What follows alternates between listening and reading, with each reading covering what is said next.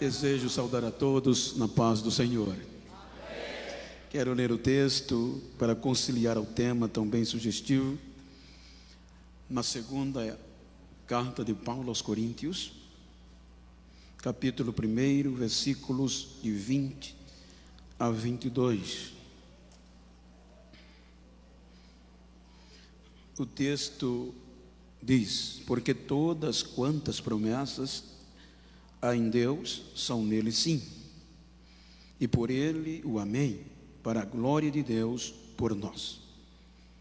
Mas o que nos confirma convosco em Cristo e o que nos ungiu é Deus, o qual também nos selou e deu o penhor do Espírito em nossos corações. Amém? Queiram aqueles que assim podem tornar os vossos assentos. Enquanto externo a minha gratidão a Deus por mais uma vez participar da UMADICE, sabendo do imerecimento, muito obrigado da minha parte, tendo em vista a grandeza deste trabalho e a minha pequenez. Isto eleva, enaltecer gratidão ao pastor Wagner e Gabi, nesta noite aqui, na pessoa do pastor Ney, como também ao pastor Walter, como vice-presidente da igreja, e em nome deles, externo a minha gratidão a todo este corpo coeso de obreiros, o ministério, a diretoria e a igreja. Que Deus vos abençoe e vos recompense por esta honra.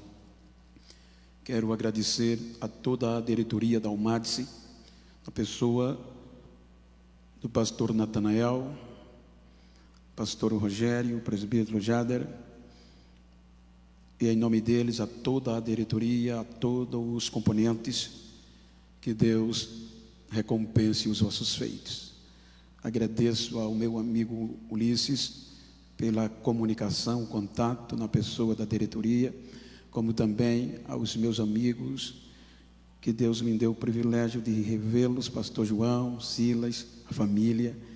É muito bom revê-los e estar entre vós. Queridos, nós temos lido um texto e eu quero usá-lo para contextualizar com a proposta desafiadora de uma geração inabalável.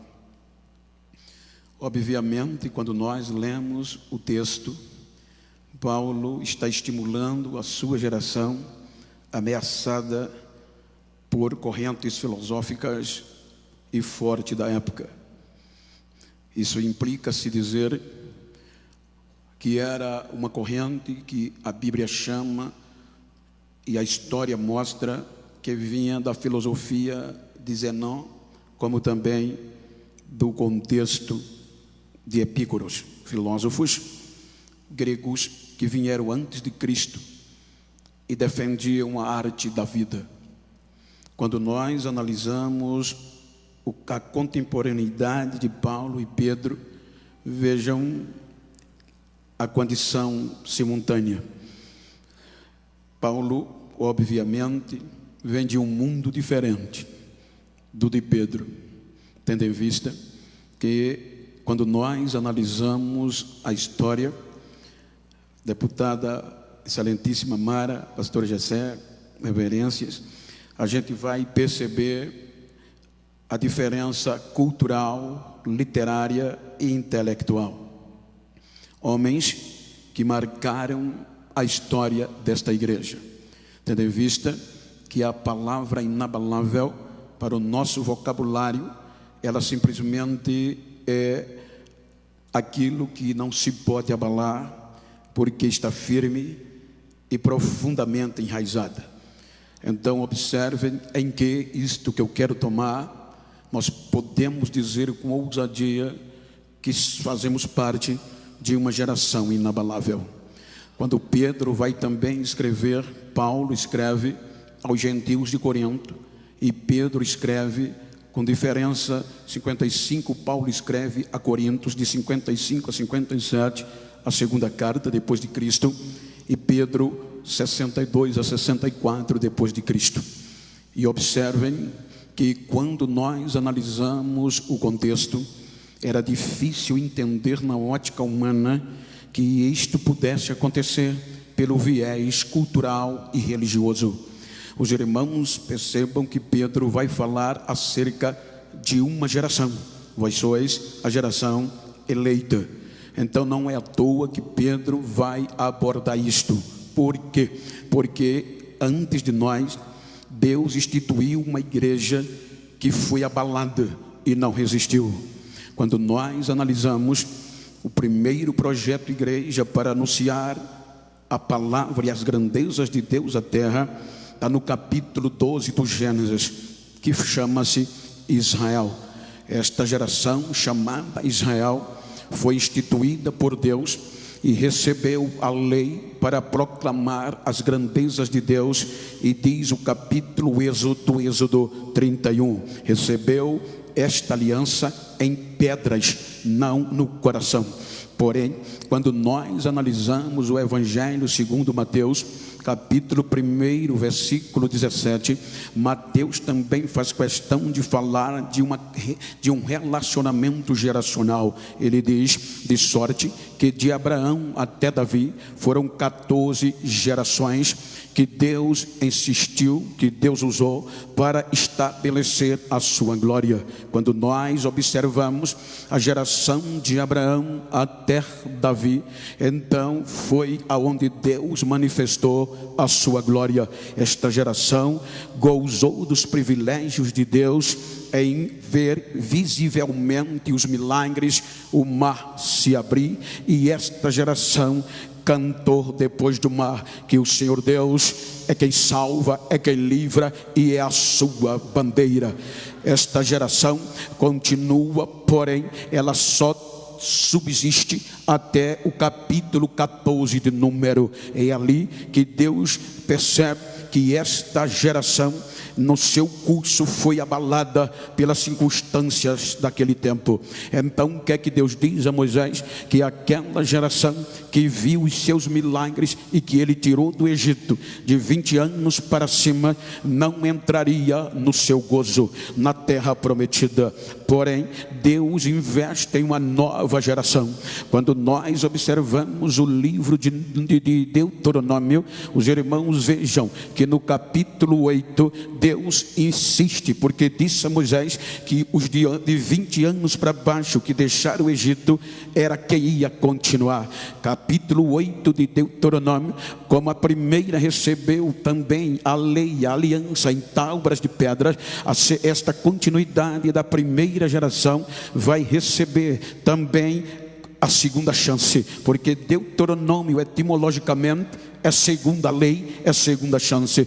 Então no capítulo 8, Deus vai levantar esta geração de 20 anos para baixo, repetindo e ratificando a lei, para que eles não fizessem como os vossos pais fizeram. Então é esta geração que vai se tornar inabalável. Agora Deus acredita nela. É esta continuidade de Abraão até Davi, são 14, que vai ver o Jordão se abrir, que vai ver as muralhas de Jericó implodir, e vai ouvir dos lábios dos não crentes um relato que admirava a inabalável graça de Deus. Porque quando eles chegam em Jericó, representado pelos dois espias, o quem era Deus e a grandeza de Deus, a invencibilidade contra Deus era tão grande que a própria prostituta Raiz, ela faz questão de dizer: todo mundo aqui em Jericó e na circunvizinhança, desde o rei até o menos importante dos súditos, não tem mais ânimo na vida. Qual é o motivo? É câncer? É não, é porque todos aqui sabem o que o Deus de vocês tem feito no meio de vós, como ele abriu o mar vermelho, como fez vocês passarem a pé enxuto, como o Deus de vocês abriu as águas do Jordão, como o Deus de vocês guerreou Senhor as guerras de vocês. Então todo mundo aqui sabe que o Deus de vocês é Deus em cima no céu e é Deus embaixo na terra. Então esta geração é quem vai entrar na terra prometida. Esta geração chamada Israel está na terra prometida. Porém, esta geração do memorial do capítulo 4 de Josué só consegue sobreviver até o capítulo 2 de Juízes. Capítulo 2 de Juízes, morreu Josué, como também os anciões. Então Deus agora não vai ter mais uma geração que pudesse usar, porque diz o capítulo 2 de Juízes, versículo 10, que levantou uma nova geração que não conhecia Deus e nem os seus milagres, uma geração que não levou em conta a história do passado, uma geração que se engoldou por estar na terra prometida na facilidade e não levou em conta os memoriais. Então termina o livro dos Juízes dizendo que esta geração não tinha líder e não tinha reis. Então diz a Bíblia que esta geração só vai sobreviver até o capítulo 4 de 1 Samuel, capítulo 4, versículo 22. Você vê, o hino não era este que vocês cantavam, o hino e o que bailava, o que era verbalizado em Israel era: e lá se foi a glória de Israel, foi levada a glória de Israel. Então diz Mateus que de Abraão até aqui foram 14 gerações. Se você analisar, ele faz questão de mencionar os cabeças dessa geração. Ele diz que começou com Abraão, com Isaac, com Jacó. De Jacó veio Judá, de Judá Perez, e de Perez vem Arão, vem Esrom e vem Arão, e de Arão a Aminadab, de Aminadab a Naasson, de Naasson a Salmão, de Salmão a Boaz, e de Boaz a Obed, Obed a Jessé. E agora esta geração não tem culto, não tem louvor e não tem que glorificar a Deus, porque a presença de Deus, a aliança de Deus, o mais importante, foi tirada. Então sem a glória tinha culto, mas não tinha milagre, tinha culto, mas não tinha alegria, porque culto sem a presença de Deus não é culto, é só ajuntamento. Você pode chamar do que você quiser. Então Deus não desiste. Quando esta geração foi abalada e perdeu a raiz, arrancada foi, aí Deus chama Samuel, e chama por meio de Samuel a Davi. Agora imagina, Mateus diz, de Davi até Jesus, Deus investe em mais 14 gerações, ou seja, Deus unge Davi, e agora Davi vai estabelecer-se. Porém, capítulo 5 de 2 Samuel, Davi se torna rei em todo Israel. Agora tem o poder na mão, ele poderia deixar ser abalado. Portanto, sentado no trono, ele reflete o trono, a coroa, tudo não faz sentido sem a presença de Deus. A presença de Deus tem que voltar para Jerusalém. Então ele faz tudo possível para trazer a glória, a arca de volta. Quando a arca vem, a presença de Deus está no meio do povo. Quando ela vai entrar em Jerusalém, esta geração viu o que nunca tinha visto, a geração de Davi. Quando a presença de Deus volta para casa, até o rei Davi quebra protocolo. Ele pula, ele salta, ele grita, ele cai no chão. Quem estava vivo dizia, quem estava frio dizia: o rei está doido, o rei perdeu a ética, o rei está vadio. Não, é que quando a presença de Deus está na casa, tem que protocolo ser quebrado, protocolo tem que ser quebrado. Olha para quem está ao teu lado e diga para ele: se tu não gosta de fogo nem de barulho, vaza agora, que eu vou tocar fogo em você hoje, eu vou incendiar você hoje aqui.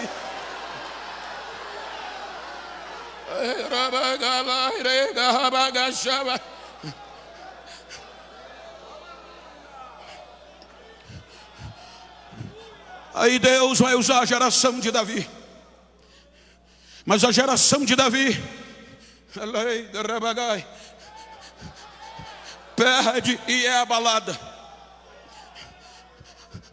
a autossuficiência, o glamour da igreja fez com que a geração de Davi perdesse a sensibilidade.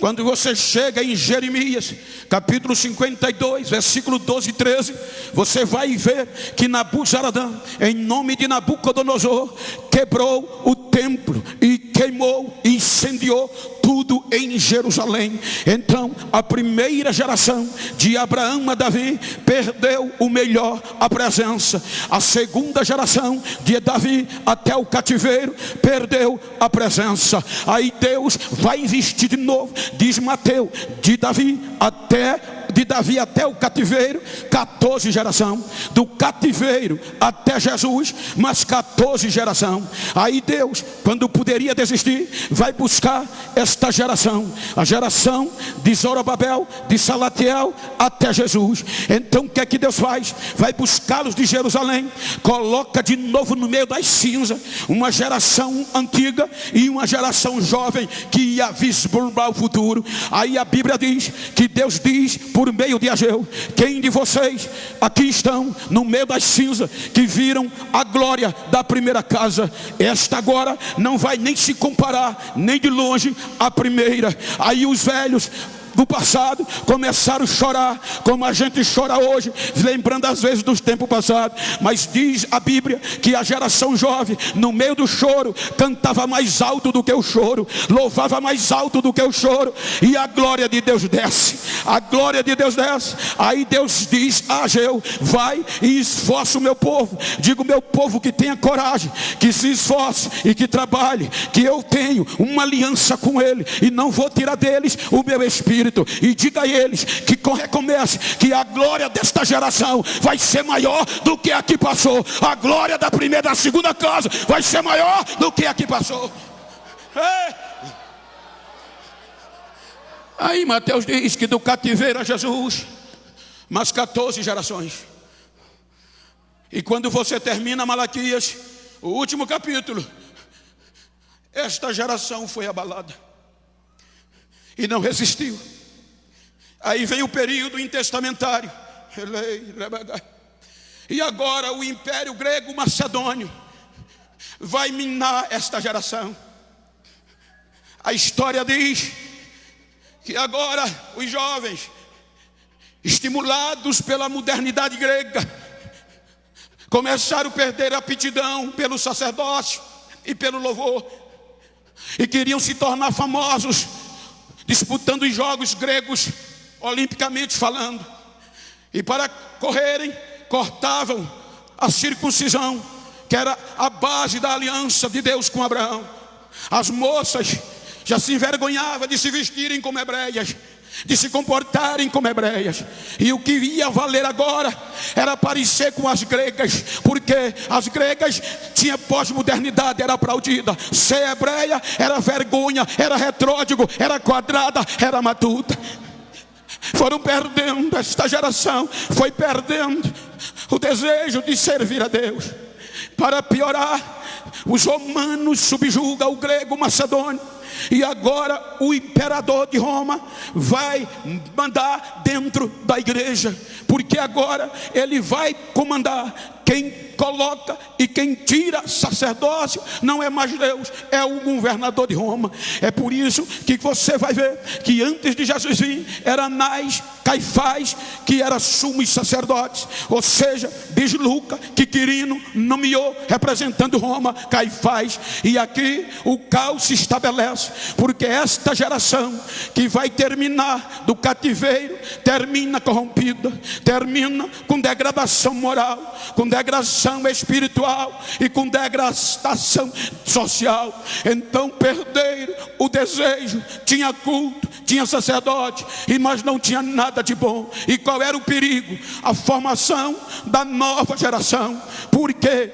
Porque agora, se os irmãos me permitem contextualizar a história, aqui era desencadeado um investimento incomparável na nova geração. Porque o que prevalecia aqui era o intelectual. O que prevalecia aqui era o jogo de cintura, o jogo político. Quem tinha, já tinha cargo certo. Quem não tinha era descartado. Os irmãos sabem que a geração judia, ela impregnava na mente de uma criança a partir dos 5 anos a 6 anos. Diz o contexto cultural e histórico, e eu digo porque eu fiz curso em Jerusalém e eu ouvi em loco dos meus professores que a cultura lá, por exemplo, aqui tinha uma geração de 6 anos. Então eles tinham que começar a impregnar na mente dele a palavra de Deus. E esta área é chamada de Beit Talmud. Beit, casa, Talmud quer dizer ensinar, instruir e aprender. Então eles aprendiam em casa. Beit Talmud, estudo em casa, aprendizado em casa, instrução em casa e ensino em casa. Então com 5 anos a 6, o pai e a mãe ensinavam a filha e o pai o filho. O pai dizia ao filho e a mãe à filha. 3 matérias, se eu posso chamar matéria. Primeiro, a lei. Esta geração era ensinada a aprender a lei a partir dos 5 anos de idade, para quando crescer não desviar, não abalar, não se deixar se levar por o que acontecesse. Então quando eles completavam de 10 a 12 anos, a menina também ia para o outro estudo, porque depois da lei até os 12 anos eles aprendiam comportamento de como o judeu mediante as circunstâncias se comportaria. E a terceira, o alimento, o que pode, o que não pode, o que é limpo, o que é imundo. Quando eles completavam 12 anos, já estava com isso aqui. As meninas iam para sinagoga e participava rapidamente, como ainda hoje é, diante de uma mulher, e ela ia tocar na Torá e recitar textos da Torá. O menino não, o menino já era diferente. Era aqui que estava a ameaça da nova geração, porque os jovens era diferente. Quando eles completavam 12 anos, eles eram levados para quê? Para a sinagoga, se não fosse perto de Jerusalém, se fosse perto, para o templo. O que era que acontecia? Os doutores se formavam e eles se apresentavam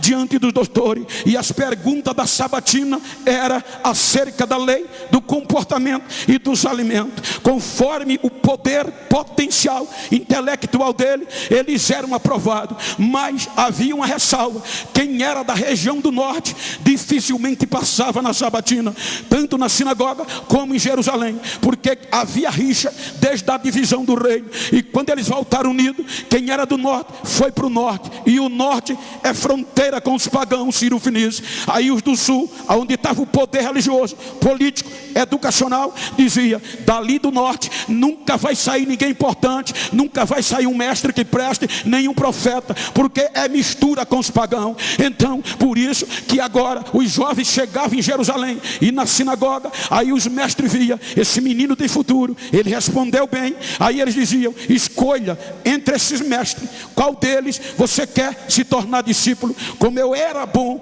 no meu conhecimento, eu ia dizer: eu quero estudar aos pés do mestre Ney. Aí o mestre Ney ia me dedicar a ele por mais 15 anos. Durante de 12 a 15 a 30 anos eu ia comer poeira. Por isso que quer dizer aprender aos pés do mestre Ney. Eu ia só andar atrás dele, observar tudo o que ele faz, aprender tudo o que ele diz e estudar. Aqui é chamado de Beit Midrash. Beit, casa, estudo em sala. Quer dizer, Midrash, estudo, investigar, pesquisar e buscar. Então nestes 15 anos eu ia mensurar, pesquisar, dedicar a todos os versículos para saber o seu significado, porque com 30 anos eu já tinha aprendido e eu ia ser consagrado mestre pelo meu mestre. Quando ele me consagrava, agora com 30 anos eu poderia formar discípulo e pregar o que eu aprendi na minha lei diante do pé dele.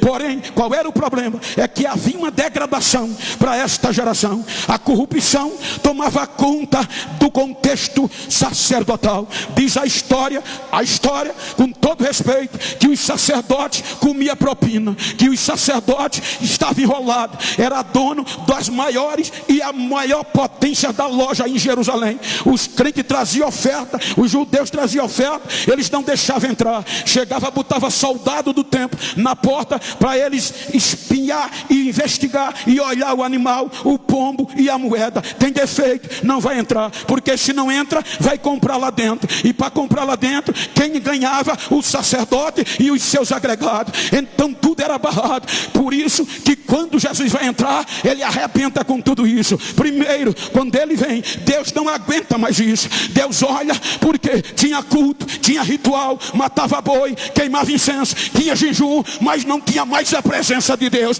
Eles não valorizaram. Tinha beleza, tinha ouro, mas não tinha presença. Eles entravam no culto, passavam pelos aleijados na porta. Eles saíam do culto, passavam pelos marginalizados no templo, mas nenhuma oração eles tinham força de fazer. Tinha conhecimento, tinha intelectualidade da lei, mas não tinha unção de Deus e não tinha a presença de Deus na vida.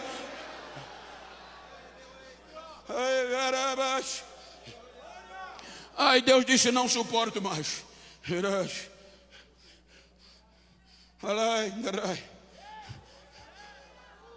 Aí diz: vou enviar o meu filho, porque eu já enviei profeta e eles não ouviram. E se eu enviar meu filho, sabendo eles que é meu filho, vão me ouvir.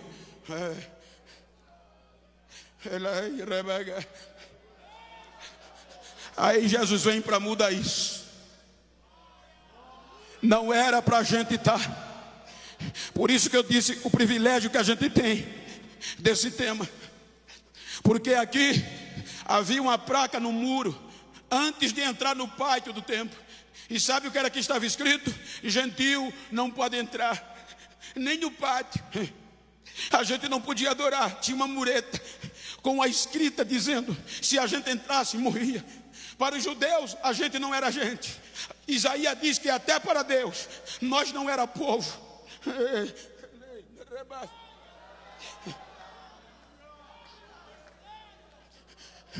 Aí Jesus vem para cumprir o processo legal. Aqui tem vários advogados, doutores, sabem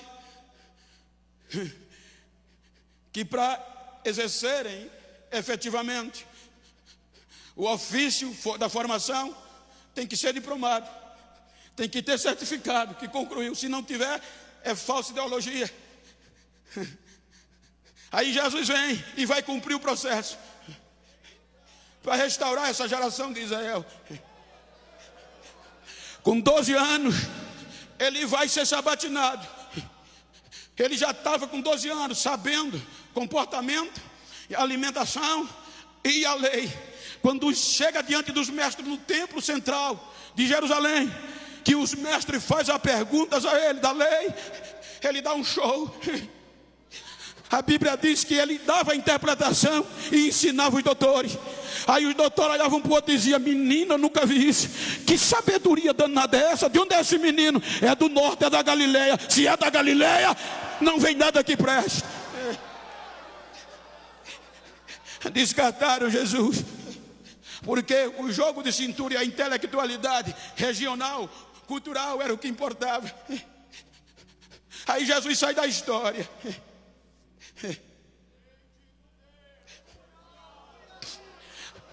A gente crê que ele é autodidático, mas seguindo os estudos acadêmicos, há alguns doutores que dizem que ele passou esses anos se preparando, porque para ele começar a formar uma nova geração, e nele ele teria que cumprir os processos legais, e só se podia formar discípulo e pregar a sua doutrina, ser chamado de mestre, com certificação. Senão, Jerusalém caçava. Aí vai estudar em Alexandria, a escola mais antiga das ciências sagradas. 15 anos de anonimato, ou melhor, 18. Quando ele completa 30 anos, arredondando, ele termina. E agora ele vem para Jerusalém como mestre.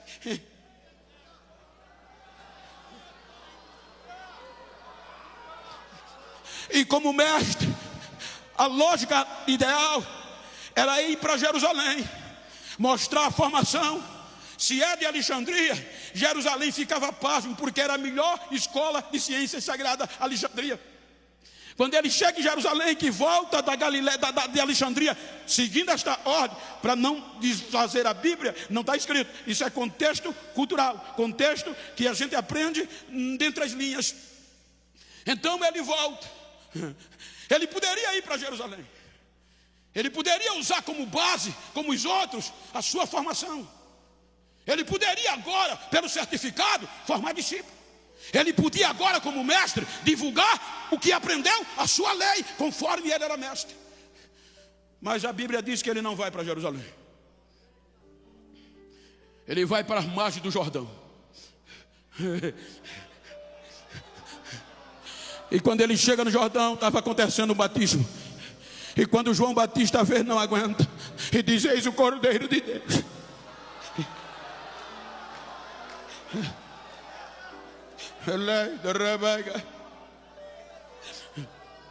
Ele entra nas águas e João o batiza. Quando ele é batizado, o diploma não aparece, o céu se abre e o Espírito Santo desce. E Deus grita: esse é o meu filho em quem eu tenho alegria. Ele sai das águas e vai para o deserto. Pelo poder do Espírito ele vence Satanás. Se ele fosse se basear só no diploma, ele não vencia, mas foi pelo Espírito. Quando ele vence o diabo, ele não vai para Jerusalém, ele volta para o interior, para Nazaré. E agora ele começava a pregar, ensinar nas congregações chamadas sinagogas. Os irmãos que conheceram ele pequeno, vendo agora ele com 30 anos pregando, diziam: mas este menino não é o filho de José e de Maria? Onde ele aprendeu tanta coisa? E o nome dele foi ali se espalhando, a ponto que ele chegou num dia de sábado em um culto oficial, onde estavam os doutores. Aí disseram: olha, Jesus está aí, ele é bom, ele é mestre. Aí disseram: então vamos ouvi-lo. Aí ele pega o livro do rolo e vai ler a Bíblia e abre logo no profeta Isaías. E ele diz: o Espírito do Senhor é sobre mim. Ele me ungiu para pregar aos pobres, mansos, abrir os olhos do cego e pôr em liberdade os que estão presos, e pregar o evangelho da salvação, o evangelho de vida eterna.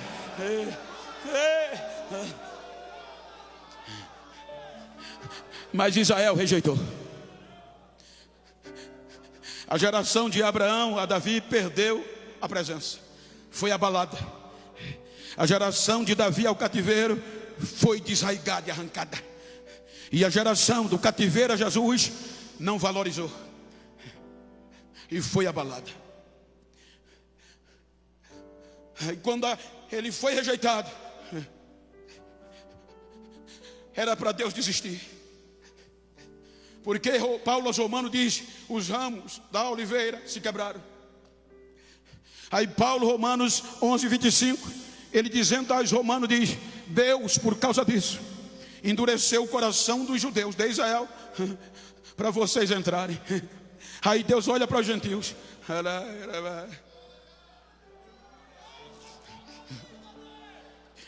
Aí Jesus é expulso de Nazaré e vai morar em Cafarnaum. E agora, como mestre, pela lógica, pela inteligência humana, pela razoabilidade humana, isso é lógico, o certo era ir para Jerusalém, porque lá estavam os intelectuais, lá estava a classe que estava terminando o Midrash, lá estava a classe que estava entrando com 12 anos. Então o correto era ele pregar que já estava pronto, porque a lógica dizia isso. Mas não, ele vai começar a pregar e investir em uma nova geração, e vai começar pelos analfabetos. Escuta, eu não estou desfazendo do estudo, eu estudo até hoje. Mas olha como tinha tudo para dar errado. Nenhum mestre de juízo fazia isso. Aí ele não vai para Jerusalém, onde estavam os intelectuais, porque Flávio Joséfo diz que em Jerusalém estavam os bons, os intelectos, os de jogo de cintura, os que falavam bonito. Mas eles tinham um problema, eles eram desonrados, eles tinham uma agenda de 1000. Se alguém chamasse para dar 2.000, eles faziam alguma coisa para pagar de 1.000 e ia atender a de 2.000. Eles se vendiam, eles não preservavam a honra. Aí isso não dá para o evangelho. Mas os do norte, Joséfo diz que eles eram resilientes e davam valor à honra. Eles valorizavam mais a honra do que o dinheiro. Eles não se vendiam, eles já tinham características inabaláveis. Aí Jesus vai começar com eles. Aí vai começar os contrastes. Jesus começa a ensinar os seus discípulos. Aí vai começar. E ele começa pelo interior. Lá em Jerusalém, os cultos, só a igreja, o templo, atraía as pessoas. Mas as pessoas entravam, saía pior. Você não vê uma cura no templo de Jerusalém até aqui. Aí Jesus começa com estes pregar um evangelho que ia bater no sistema. Porque diz Atos que o sistema que era liderado pelos saduceus, eles não acreditavam em ressurreição, eles não acreditavam em vida após a morte, nem em anjo, nem em espírito. Olha como eles estavam.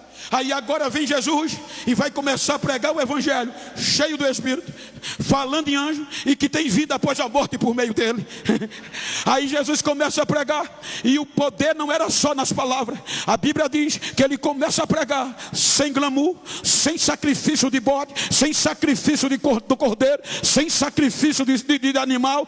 Ele começa a pregar no norte, na Galileia. Mas a notícia chega em Jerusalém. No mês do outono apareceu um profeta em Nazaré, na região da Galileia. Quem é ele? Chama-se Jesus de Nazaré. E quem são os discípulos? 12 analfabetos. O que está acontecendo? É que ele está pregando diferente de vocês. Ele está pregando com autoridade. Mas como assim? Quando ele prega, o cego enxerga, o surdo ouve, o aleijado levanta, e ele prega ressurreição.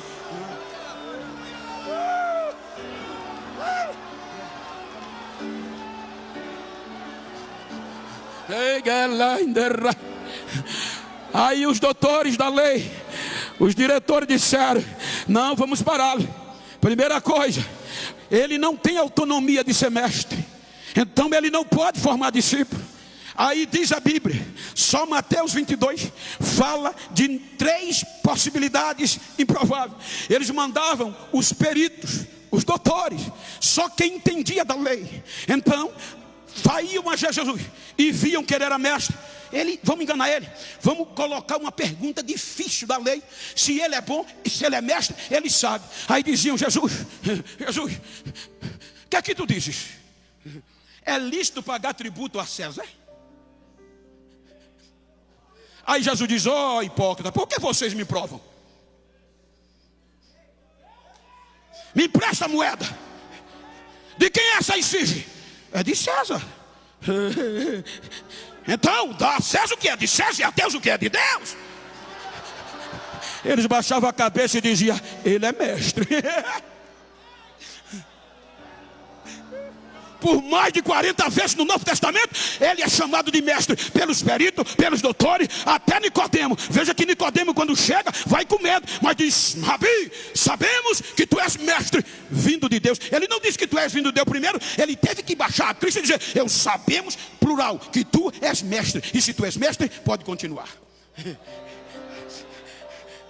Não pararam, rejeitaram ele.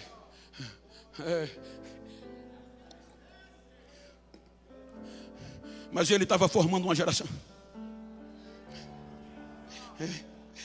Que Mateus não cita nomes, porque Mateus não conhecia Ney. Mateus não sabia de Natanael, de Walter, de Genival, de você. E agora Jesus vai formar uma geração para ser inabalável. E para ser inabalável, precisava algo maior do que as 3 que receberam. As 3 receberam aliança de novilho, aliança na pedra, e não resistiram.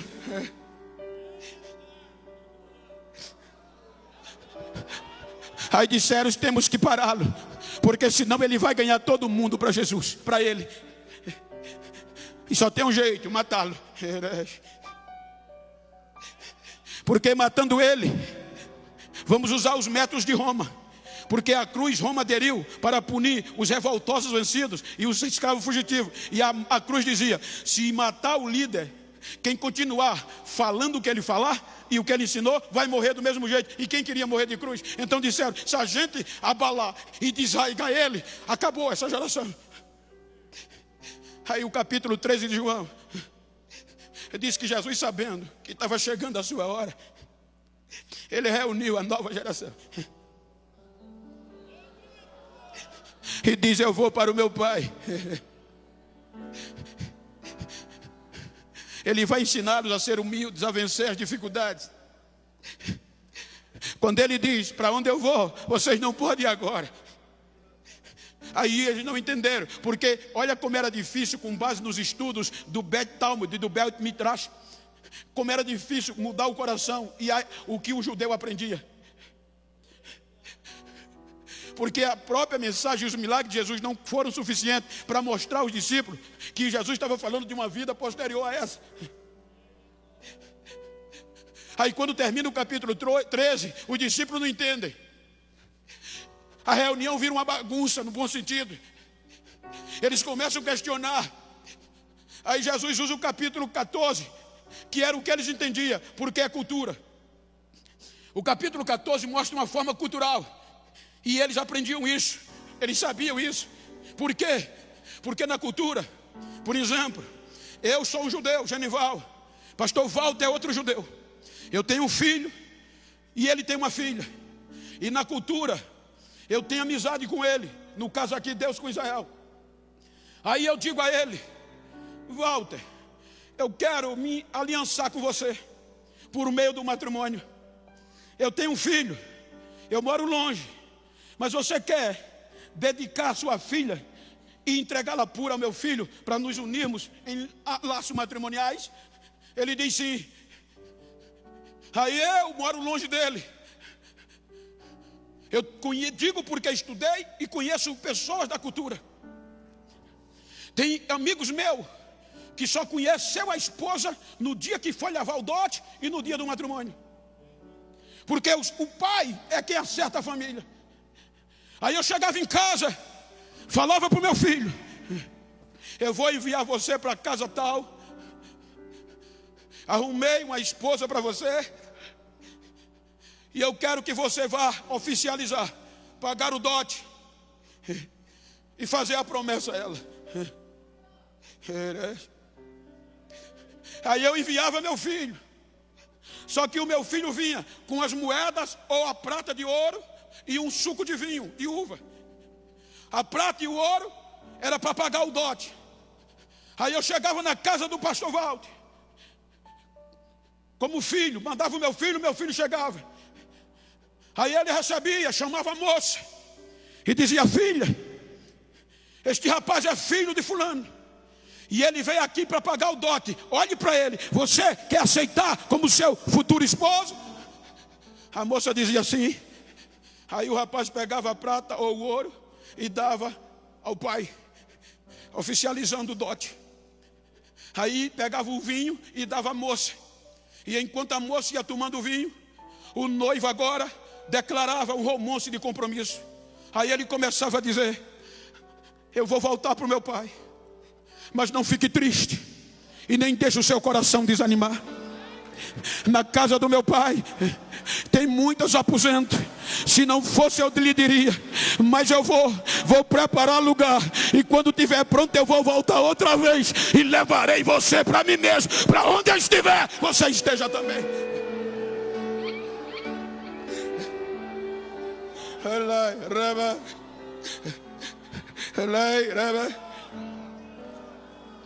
Ele disse isso aos discípulos para abrir a mente deles. Levam ele à cruz, mas não esperavam que ele estava fundamentando uma geração inabalável. Terceiro dia, as cordas da morte não pôde o prender. Ele ressuscita dentre os mortos E a primeira coisa que ele faz não é ir para Jerusalém. Ele vai fortalecer, ele vai confirmar, ele vai estabelecer, ele vai, pela graça de Deus, fortalecer a igreja. A última palavra, antes dele subir, o Espírito, os discípulos dizem: por que vocês estão tão tristes? Este mesmo Jesus que vocês estão vendo subir, ele vai voltar. Aí quando o meu filho chegava em casa, a noiva ficou só com a promessa. Quando o meu filho chegava em casa, dizia: pai, está feito. Pagou o dote? Paguei. Fez a promessa? Fiz. Disse a ela que ela vem morar aqui porque o filho primogênito nunca sai da casa do pai enquanto o pai vive. E se Deus é eterno, vai ser eterno. A glória é eterna. Mandei, pai, tudo feito, está pronto. Aí o que era que eu fazia como pai? Agora eu mandava para a noiva uma garantia de que a transação ia ser confirmada. E qual era a garantia? O selo, o penhor, que quer dizer o primeiro pagamento, que quer dizer uma garantia que vai cumprir-se a promessa que eu fiz. E tinha que ser um penhor legalizado, um representante legal igual a mim. E era esta garantia, era este penhor que ia dar estabilidade à noiva. Porque quando ela padecesse, quando ela sofresse, o penhor estava lá. Ela dizia: ainda está de pé a promessa. 10 dias depois, ele disse: pai, o dote foi pago. E não foi prata nem ouro, foi o sangue. E se foi o sangue, agora a aliança não quero mais em pedra, agora vai ser no coração da noiva. Diga para quem está ao seu lado: desde o dia que você disse sim, você já se comprometeu. O dote já foi pago. Não foi prata nem foi ouro, foi o sangue de Jesus. Foi o sangue de Jesus.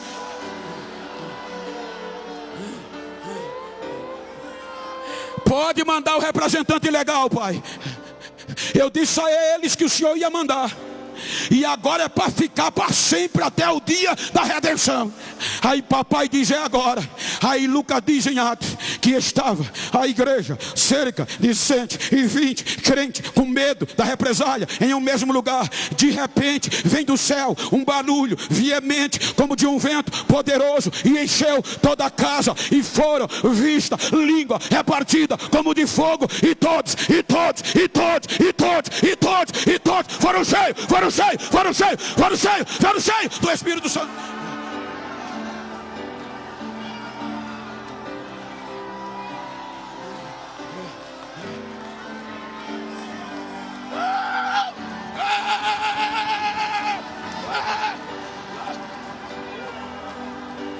Quem tem esse penhor? Quem tem esse selo? Quem tem? Mesmo quando você quer desanimar, o selo está lá para lembrar da promessa que do noivo está de pé. Ele vem.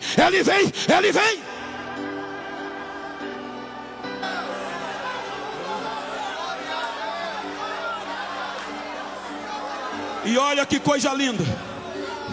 Para a primeira geração foi em tábua de pedra. Para Deuteronômio, a segunda continuidade, pedra.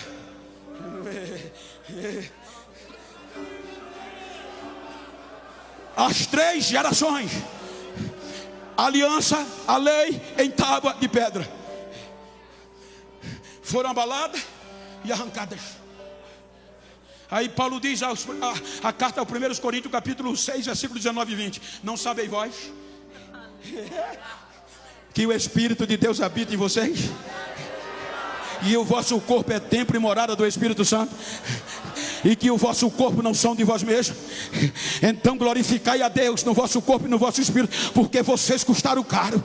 Então olha para quem está ao teu lado e diga: se eu tenho esse penhor, tenho este selo no meu coração, eu já faço um estrago. Diga: imagina eu e você juntos no congresso da Almates. O céu vai baixar, o fogo vai descer, a glória vai descer por causa do penhor.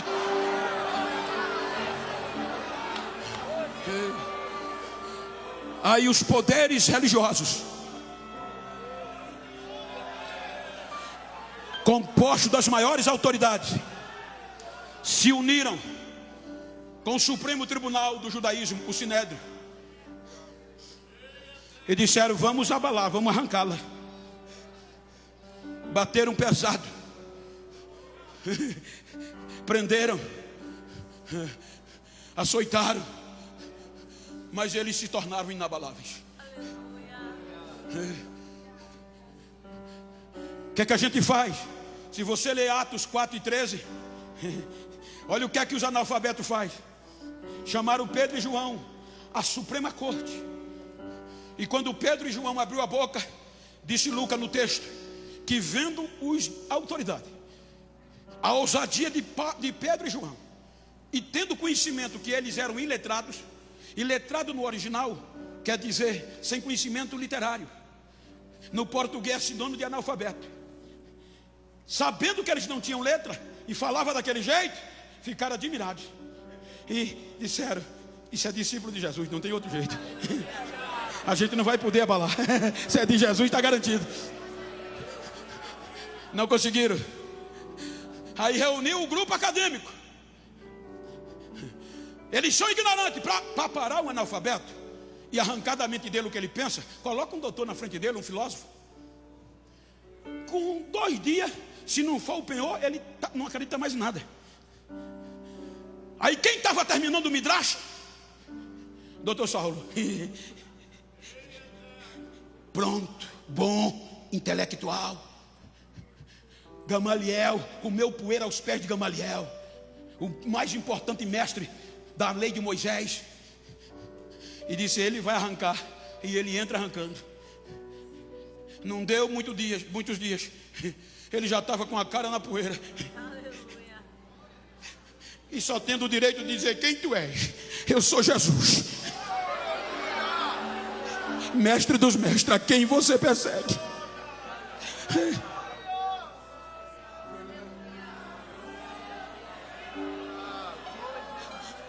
Primeiro século, gente, os crentes que aceitavam Jesus eram expulsos do judaísmo. E para ser expulso do judaísmo, a probabilidade era desistir, porque se não faz parte do judaísmo, nem do sistema da sinagoga, que era um sistema, eu não vou comparar, mas tipo um sistema social. Mas se aceitou Jesus, vai ser expulso e vai depender do Império Romano. E para depender do Império, vai ter que esquecer Jesus. Porque para depender do Império, vai ter que reconhecer César como Senhor. E reconhecendo César como Senhor, vai ter que queimar incenso ao Imperador, vai ter que fazer culto ao Imperador. Então, para arrancar e ser abalado era fácil. Mas esses crentes foram expulsos de Jerusalém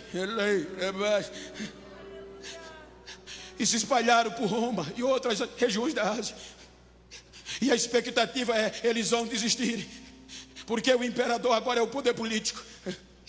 Mas eles chegavam, e diz Atos que chegaram em Roma e criaram um alvoroço porque não desistiam. Quando pensavam que eles iam adorar o imperador e esquecer a promessa do noivo, eles não. Veja que a palavra maranata, salvo engano, tem a origem aramaica. Então eles passavam pelo outro. Me ajuda aqui, filho. Quando todos pensavam que eles iam adorar o imperador e ia abrir mão e ia ser abalado, eles não. Em vez de dizer Sequirion, que era o César, é o Senhor, que era o costume e a exigência, eles passavam pelo outro e diziam: Maranata, Maranata, Maranata. Ele vem, ele vem, ele vem, ele vem.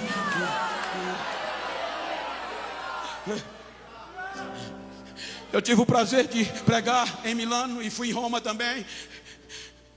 E pude ver minuciosamente a história do Coliseu.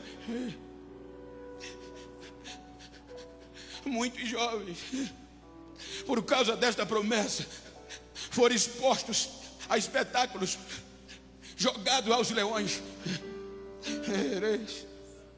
Muitas famílias, não é, pastor João? Eram jogadas com os pais, filhos. E os filhos temerosos diziam: pai, o que é que vai acontecer, pai? Aquelas portas vão se levantar e os leões virão, filhos, e vão nos destruir. mas nós não podemos desistir, porque quando eles nos atacar, o noivo já está nos esperando, Jesus já está nos esperando.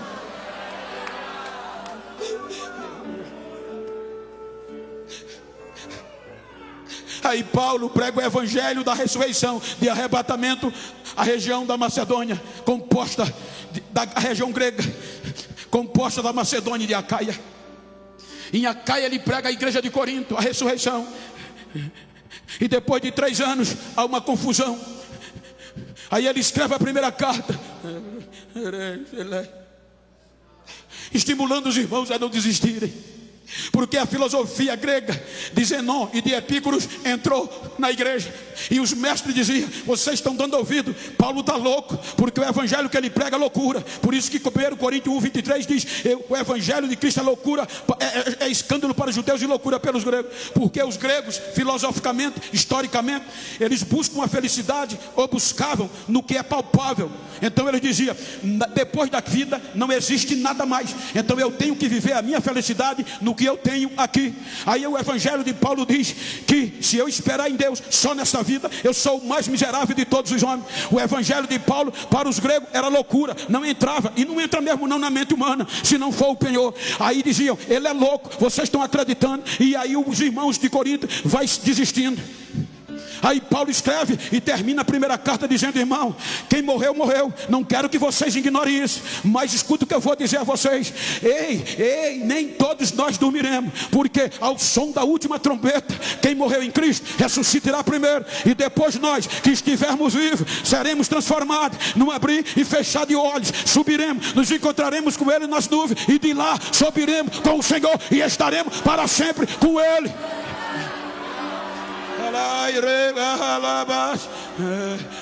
Olha o que é que ele diz hoje.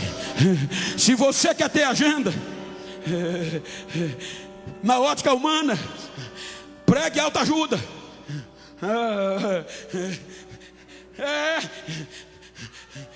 Mas a palavra de consolação que a Bíblia ensina, que Paulo prega, é a volta do noivo. Veja que ele termina esse assunto em Tessalonicenses dizendo: irmão, consolai. O irmão está triste, o irmão está desanimado, tá. O irmão está padecendo, tá. Consola ele dizendo: Jesus vem, Jesus vem. Consola ele com essas palavras. Esta é a consolação da igreja.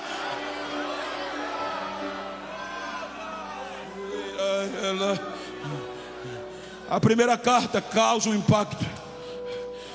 Os falsos mestres entram, desprezando o ministério dele. Aí é quando ele escreve a segunda carta, e ele motiva, por volta de 55 a 57 anos depois de Cristo, esta igreja dizendo que Deus nos selou, e que a promessa dele é assim, e ele nos deu no nosso coração o Espírito, como selo, como garantia da volta do Filho. 62 anos se passam. Aí Pedro sabe que está vindo uma grande perseguição na região da Ásia, 5 províncias romanas. Aí ele escreve a carta, estimulando os irmãos a não desistirem. Veja que ele começa dizendo: irmãos, sejam santos, como aquele que chamou vocês é santo.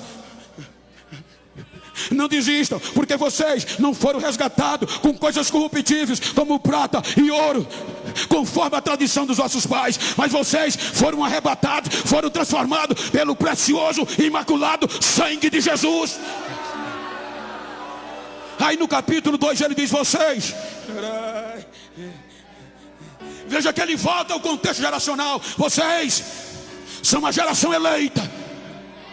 As 3 unções do Velho Testamento ele usa nessa geração: sacerdócio real, unção sacerdotal e real, e profética, anunciar as grandezas de Deus. Vocês são a geração eleita, sacerdócio real, profético, para anunciar as virtudes daquele que chamou vocês.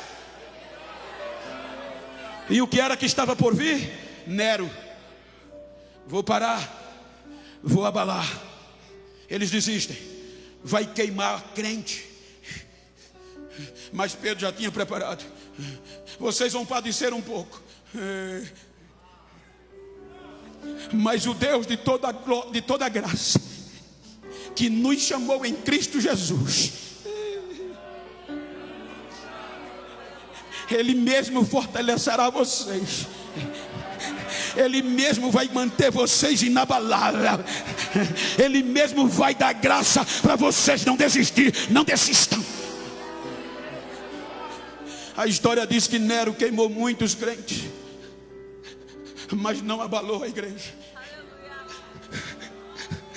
Queimou tanto crente que faltou lenha. Se faltou lenha, é porque não foi suficiente a perseguição para parar a igreja. Aí se torna Paulo, Pedro, inimigo do Estado. Se parar Pedro, a igreja para. Vai desistir? Não. Vai ser crucificado? Não importa. Eu só exijo não ser crucificado como Jesus foi. Me coloca de cabeça para baixo, mas não desisto mais. Segundo, Paulo se torna inimigo. Parando Paulo, por quê? Ele está pregando a volta do noivo.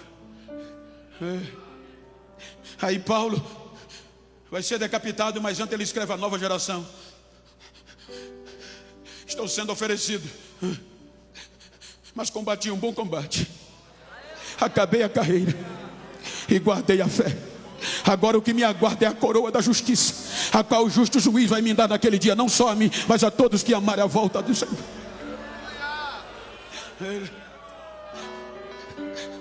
É decapitado, mas a igreja é inabalável.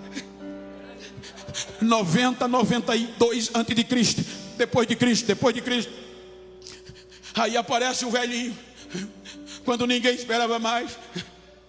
E o velhinho vai escrevendo para os jovens. Você vê que quando Pedro escreve o capítulo 5, ele está escrevendo para os velhos e para os jovens. A epígrafe diz isso. Agora João olha para os jovens e diz: filhinhos, vocês são fortes, é já a última hora. Tem que parar o velhinho, joga ele no tacho de fogo. Jogam. Quando pensaram que tinham conseguido, ele não se queima nem um fio de cabelo. Então exila ele na ilha de Pátmos. Eu quero ver ele escrever mais para ninguém. Aí ele diz em Apocalipse: irmão, eu estava preso na ilha de Pátmos por causa do testemunho do Senhor. E no dia do Senhor eu fui arrebatado, e ouvi voz como voz de muitas águas. E quando eu olhei para trás para ver quem falava comigo, eu vi 7 candeeiros, e no meio dos candeeiros estava um semelhante ao Filho do Homem, e eu pude ouvir ele falar. E quando eu olhei para ele, me assustei, porque ele estava vestido de um veste comprido, um cinto de ouro, um cinto em volta do peito, e o seu cabelo era branco como a lã, como a neve, os seus olhos brilhavam como chama de fogo, os seus pés como latão reluzente. Quando eu ouvi, eu caí aos seus pés e caí como morto. Ele veio, me levantou com a mão direita e me disse: João, tenha medo não, sou eu sou o primeiro, eu sou o último, eu fui morto, mas eu estou vivo, eu tenho a chave da morte e do inferno. Ai, prega, escreve, guarda o que tem para ninguém tomar a tua coroa. Eis que eu cedo venho, eis que eu cedo venho, eis que eu cedo venho.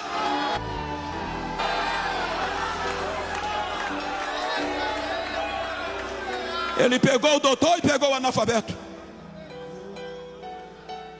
Esse evangelho tem lugar para o intelectual e para o ignorante. E não pararam. Tentaram todos os meios e não pararam. 2000 anos se passaram aproximadamente, e fizeram de tudo para desestabilizar a igreja.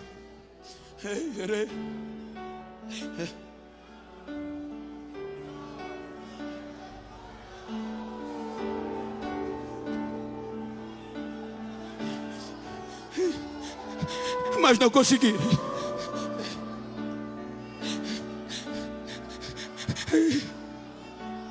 Agora olha para quem está ao teu lado e diga: agora chegou a nossa hora.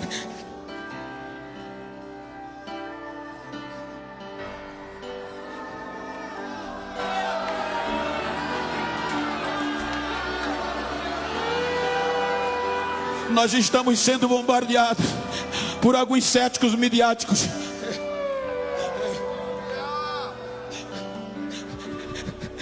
que estão pregando que a teologia pentecostal não existe, só existiu para a igreja primitiva.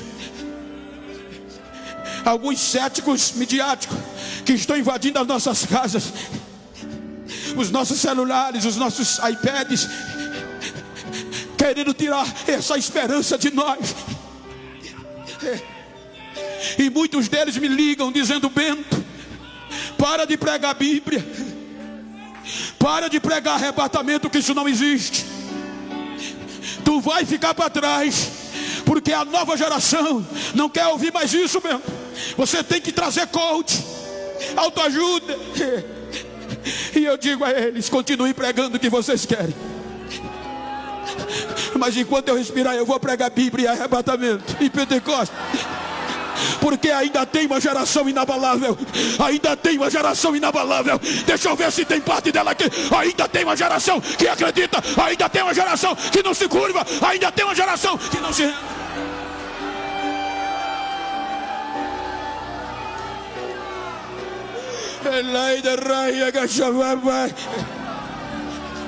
Diga lá e raia, chavá, ploiga, chavaide. A lambaraya daiga shaya rise, ele pricacha shata power off. A lambaraya shaya kasham, elaiga shaya, ela pricacha shavaya da gai. A minha unção está sendo derramada nesta noite, diz o Senhor desta igreja. Ei, geração atual, recebam a apoteose da unção.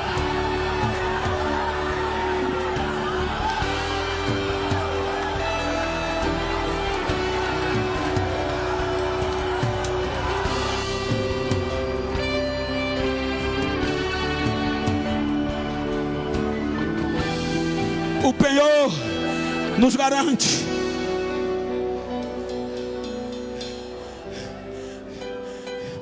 Primeiro século, os grupos religiosos perderam para o penhor. O selo foi maior e não conseguiram abalar a igreja.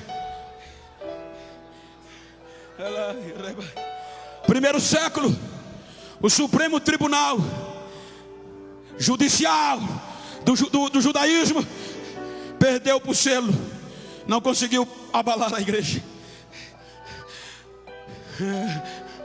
Quarto século por diante, terceiro século, o poder político, através do império e as suas decisões, não abalaram a igreja.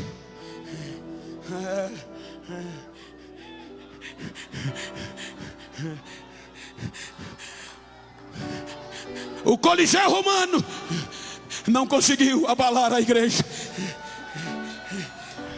A pandemia veio na nossa geração e muitos séculos desafiavam: quero ver a igreja agora, vai acabar. A pandemia não abalou a igreja. Todos ficaram para trás e a igreja de pé, de pé, de pé, de pé, de pé, adorando ao Senhor. Quem tem o penhor, quem carrega o selo, então fica de pé, por favor.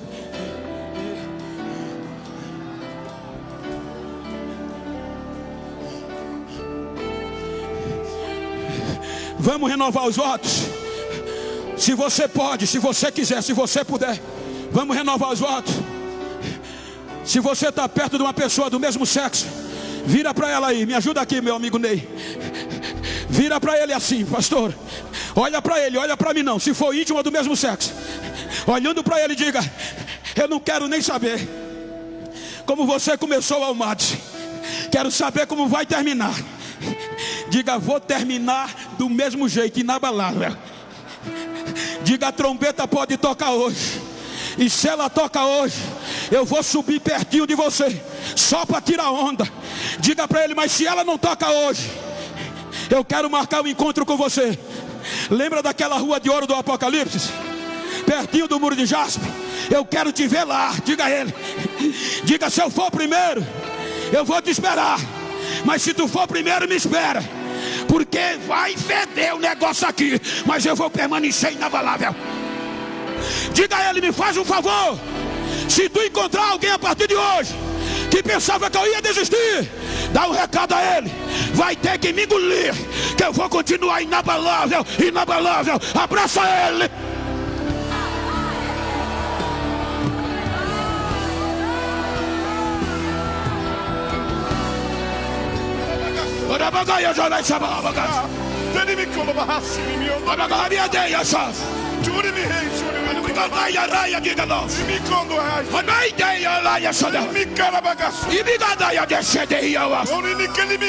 Eu sou o mesmo e eu não mudo. Eu estou no meio desta geração. Eu estou fazendo coisas grandes no meio dela. A minha unção vai tomar conta dela. E prodígios e milagres vão acontecer. E nesta noite eu estou derramando a minha unção. Diz o Senhor, na minha igreja. Recebam agora. Diz o Senhor, agora.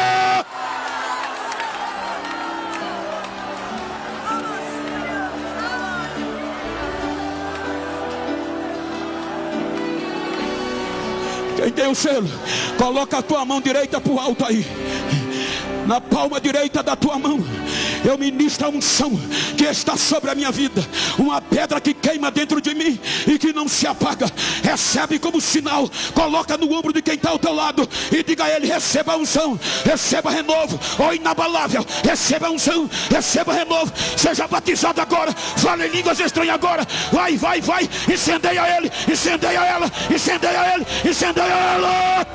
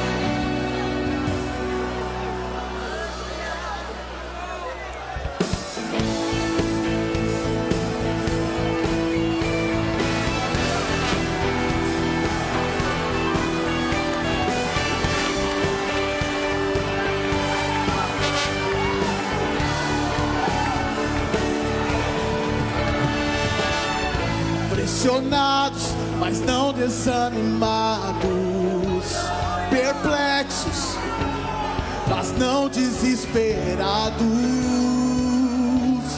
Estamos de pé, perseguidos, mas não abandonados, abatidos, mas não destruídos. Estamos de pé. Cadê a primeira pessoa para voltar para Jesus? Na galeria, na nave. Cadê a primeira pessoa para aceitar Jesus? Aonde você está? A primeira geração perdeu, a segunda perdeu, a terceira não valorizou. Mas aqui está a geração eleita, a geração santa, a geração da glória, a geração do céu. Veja se tem alguém perto de você.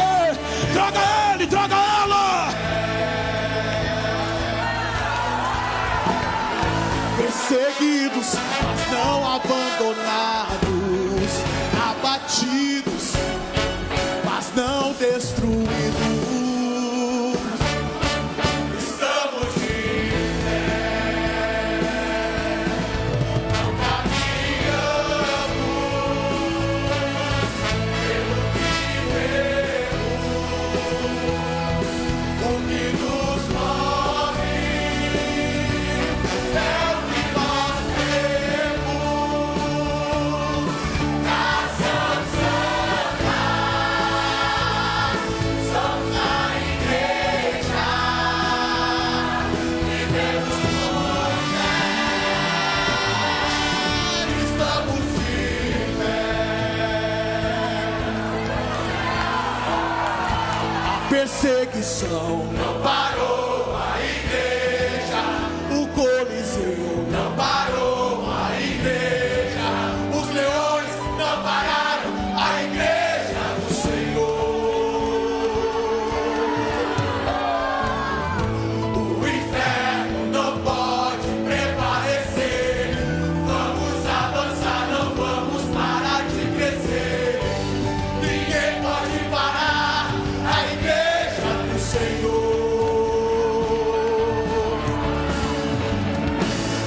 perseguição não parou a igreja, o Coliseu não parou a igreja, os leões não pararam a igreja do Senhor.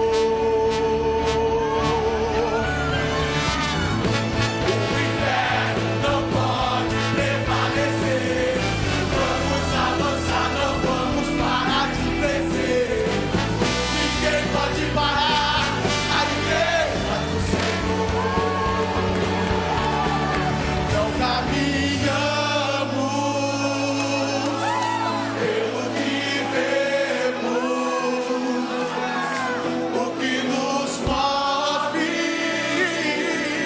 é o que nós temos. Nação Santa,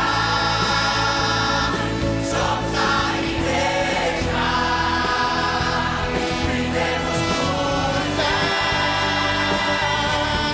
estamos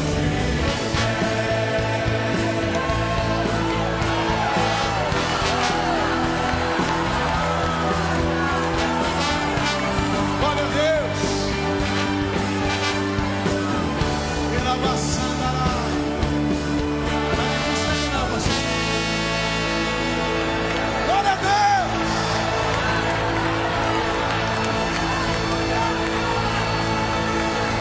Pela maçã nós vamos abrir aqui mais 2 minutos para você que entrou aqui desanimado, desmotivado, parado.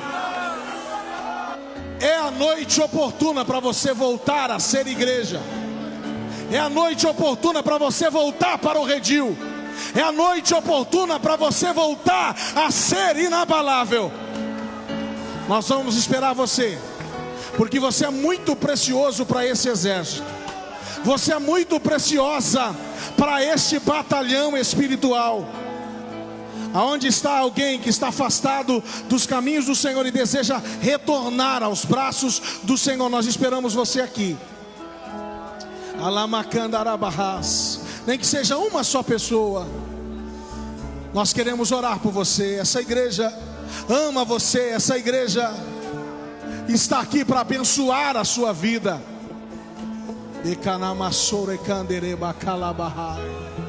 Está vindo um jovem.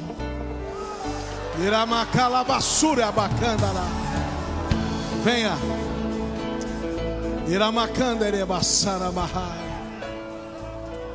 Glória a Deus. Meus irmãos, a programação do congresso continua nessa linha. Não sei se vocês perceberam, mas conforme a orientação que o Senhor nos deu, esse congresso, ele vai ser um fechamento de ciclo. Nós não sabemos o que vai acontecer a partir. Está aqui um jovem. Você pode dar glória a Deus?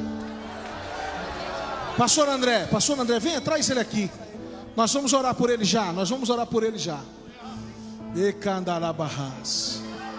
Pastor Genival, o senhor pode orar por ele agora, pastor Genival? Abraça ele ali, pastor Genival. Traz ele para cá. Está vindo mais alguns jovens. Venha, pode vir.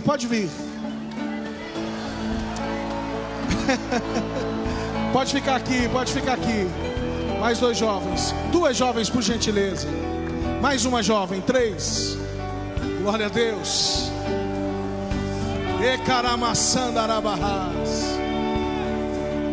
Está vindo uma família. Levanta a mão, irmãos, lá no 3º andar. Uma família.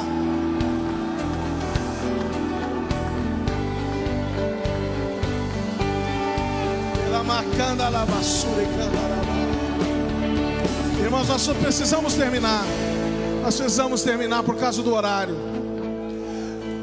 Gentilmente o estacionamento prolongou mais um tempinho, mas quando você sair daqui, corre lá se você deixou nos estacionamentos conveniados, por favor.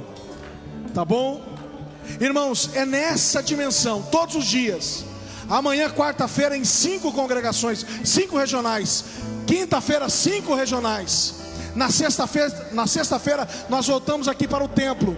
Pastor Otoniel Gomes vai ministrar nessa mesma linha. Mais um jovem aqui. Glória a Deus, mais um jovem ali. Glória a Deus. Sábado, irmão, nós vamos começar às 16 horas. Pastor Mateus Soares. Domingo, a partir das 15 horas, Mateus Soares, Jefferson e Suelen. No sábado, nós teremos a Escola de Jovens Pregadores, Pastor Eliseu Rodrigues, a partir das 16 horas. E assim nós vamos todos os dias. Convide mesmo. Vamos superlotar aqui a nossa igreja. Não tem problema, se precisar alguém ficar sentado, nós ficamos também aqui no chão. Mas vamos encher essa casa de irmãos e irmãs, jovens, sedentos pela palavra do Senhor. Amém? Pastor Walter, vem aqui, Pastor Walter. Glória a Deus. Pastor Walter, mesmo pós-cirurgia, né, Pastor Walter? Glória a Deus, obrigado. Irmãos, se você puder, desça lá embaixo. O pastor Genival vai estar com a gente aqui no salão social. Nós vamos servir pizza agora para os irmãos. É cantina, tá? Dalmates. Ele vai estar lá com a gente comendo uma pizza. Se você quiser ficar ali, abençoe Almates através da cantina Dalmates, tá bom? Pastor Walter orando, dando a bênção apostólica. Oramos. Soberano Deus, Criador do céu e da terra, agradecemos, Senhor, a Ti, ó Deus, por esse culto nesta noite, culto este de adoração ao Teu nome. Senhor amado, agora, Pai, pedimos que as Tuas bênçãos estejam sobre a vida dos Teus filhos. Irão regressar para os seus lares. Dê uma noite, Senhor, de paz e de consolação. Senhor querido, nós oramos e pedimos a Tua bênção no nome de Jesus Cristo, o Teu Filho amado, que vive e reina para todos sempre. Amém. Glorificado é o nome do Senhor. Que o grande amor de Deus, a graça de nosso Senhor Jesus Cristo e as doces consolações do Espírito Santo seja com cada um de nós. E todos juntos nós dizemos bem alto: quem disse amém, aperta a mão de alguém e diz: a vitória é nossa pelo sangue de Jesus.